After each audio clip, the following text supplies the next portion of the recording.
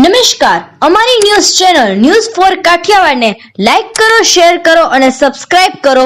News for Kathiawad. નમસ્કાર.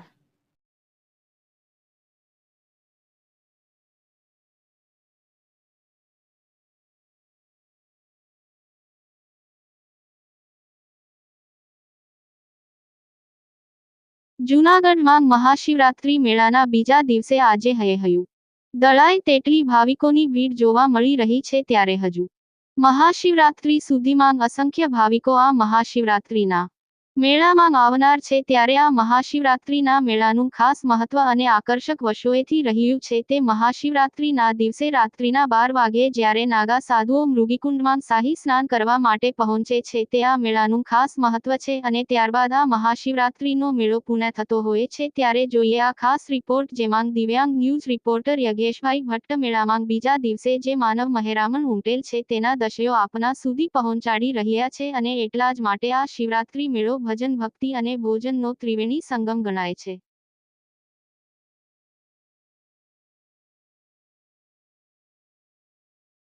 મહાદેવના નારા સાથે શિવરાત્રી મેળાનો પ્રારંભ થઈ ચુક્યો છે. આજે શિવરાત્રી મેળાનો બીજો દિવસ છે. ત્યારે આપણે દ્રશ્યો જોઈ શકીએ છીએ કે અહીંયા શ્રદ્ધાળુઓનો ઘોડાપૂર જોવા મળી રહ્યું છે. ત્યારે ગરવા ગિરનારની ગોદમાં શિવરાત્રી મેળાનો આજે બીજો દિવસ, જ્યાં અન્નક્ષેત્રો બિલકુલ નિઃશુલ્ક હોય અને આ દિવસે અત્યારે બીજા દિવસે આપણે જોઈ શકીએ છીએ લોકોનું ઘોડાપૂર આપણે જોવા મળી રહ્યું છે. ત્યારે ચોથા દિવસે શિવરાત્રી મેળાનું જ્યારે સમાપન થાય છે, ત્યારે નાગા સાધુઓની રવાડી અને તે પછી મૃગીકુંડમાં સ્નાન કરી અને આ મેળાનું સમાપન થતું હોય છે.